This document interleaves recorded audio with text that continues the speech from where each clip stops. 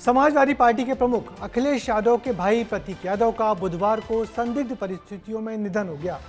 38 साल के प्रतीक की पत्नी अपर्णा यादव बीजेपी की नेता और उत्तर प्रदेश महिला आयोग की उपाध्यक्ष है। शुरुआत में प्रतीक की मौत संदिग्ध लग रही थी, मगर पोस्टमार्टम रिपोर्ट में प्रतीक की मौत का कारण कार्डिक अरेस्ट होने से बताया गया है। प्रतीक गुप्ता कैसे बने प्रतीक यादव और कैसे थे उनके परिवार से रिश्ते, इस रिपोर्ट में देखिए। सियासत के सबसे चर्चित परिवारों में से एक और उस परिवार से आई एक ऐसी खबर जिसने हर किसी को चौंका दिया। मुलायम सिंह यादव के छोटे बेटे प्रतीक यादव अब इस दुनिया में नहीं रहे। सिर्फ 38 साल की उम्र में प्रतीक ने अंतिम सांस ली। बुधवार सुबह अचानक तबीयत बिगड़ने के बाद उन्हें लखनऊ के अस्पताल ले जाया गया, लेकिन डॉक्टर उन्हें बचा नहीं सके।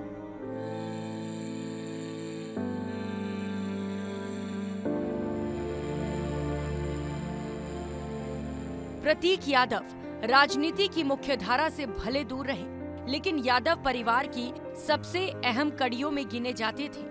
प्रतीक मुलायम सिंह की दूसरी पत्नी साधना गुप्ता के बेटे थे और अखिलेश के सौतेले भाई। उनकी शादी अपर्णा यादव से हुई, जो एक बीजेपी नेता हैं। जब खबर आई तो अपर्णा भी भागी भागी लखनऊ पहुंची। प्रतीक के घर के बाहर उनके समर्थकों का हुजूम उमड़ा।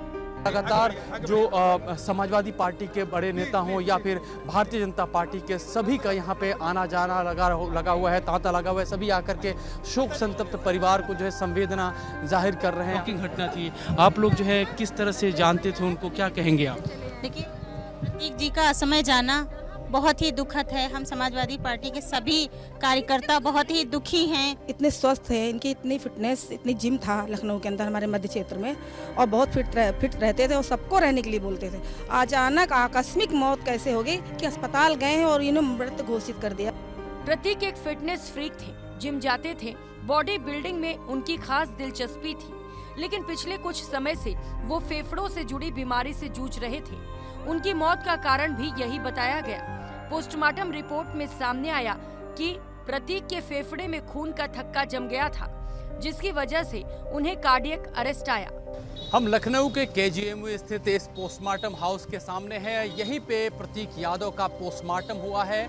सुबह 9:30 बजे उनके पोस्टमार्टम की प्रक्रिया तब शुरू हुई जब अखिलेश यादव उनके भाई यहाँ पहुंचे थे और उन्होंने जायजा लिया। यहीं पे पोस्टमार्टम के बाद थोड़ी देर पहले ही उनका शव यहाँ से उनके आवास ले जाया गया है। यहाँ पे चूंकि जैसे जब शव लेकर के आया गया था तो काफी भीड़ थी और पीछे दिखा सकते हैं कि अभी भी पुलिस के जो सुरक्षा बल है यहाँ पे तैनात किए गए हैं। प्रतीक यादव को लेकर के जब यहाँ पे आया गया था उनके पार्थिव शरीर को, तो काफी ज्यादा यहाँ पे हंगामा देखने को मिला था। हंगामा क्या कह सकते हैं, इमोशनल लोग थे। यानी कार्डियक अरेस्ट के बाद उनकी मौत हुई। जैसे ही निधन की खबर सामने आई, लखनऊ से तुरंत सैफई तक शोक की लहर दौड़ गई।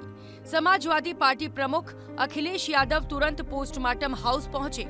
मुख्यमंत्री योगी आदित्यनाथ ने भी दुख जताते हुए परिवार के प्रति संवेदना व्यक्त की। एक बहुत अच्छा लड़का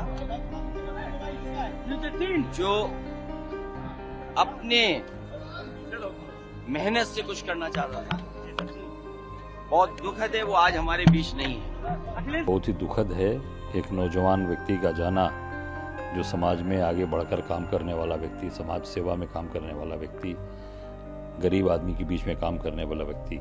बहुत दुखद घड़ी है पूरे परिवार के लिए, समाज के लिए बहुत दुख की घड़ी है आज। बहुत दुखद है प्रतीक यादव का जाना, हम सबके लिए एक असहनीय पीड़ा देने वाला विषय है। एक ऐसा चेहरा जो राजनीति की भीड़ से दूर रहकर भी हमेशा चर्चा में रहा। फिटनेस, परिवार और अपनी अलग पहचान के लिए पहचाने जाने वाले प्रतीक यादव का यूं अचानक चले जाना यादव परिवार के लिए बड़ा सदमा बन गया है। लखनऊ से सैफई तक मातम पसरा है और हर किसी के मन में बस एक ही सवाल है, आखिर 38 साल की उम्र में जिंदगी की ये रफ्तार इतनी जल्दी कैसे थम गई? तो प्रतीक की मौत के बाद से समाजवादी पार्टी के पूरे खेमे में शोक की लहर है। समाजवादी नेता मुलायम सिंह यादव के समय प्रतीक और उनकी मां का पार्टी की राजनीति में बड़ा गहरा दखल था, मगर अखिलेश के पार्टी प्रमुख बनते ही सब कुछ बदल गया। उनकी पत्नी अपर्णा ने भी अखिलेश यादव की बेरुखी से तंग आकर बीजेपी ज्वाइन कर ली थी और मुख्यमंत्री योगी आदित्यनाथ के खेमे की बड़ी नेता बन गई। अखिलेश यादव के परिवार के सभी लोग उनसे दूरी बनाकर रखते थे। ये अलग बात है कि उनकी शान शौकत में कभी कोई कमी नहीं थी। वैसे बहुत कम उम्र में प्रतीक की मौत कई सवाल भी खड़े कर गई है।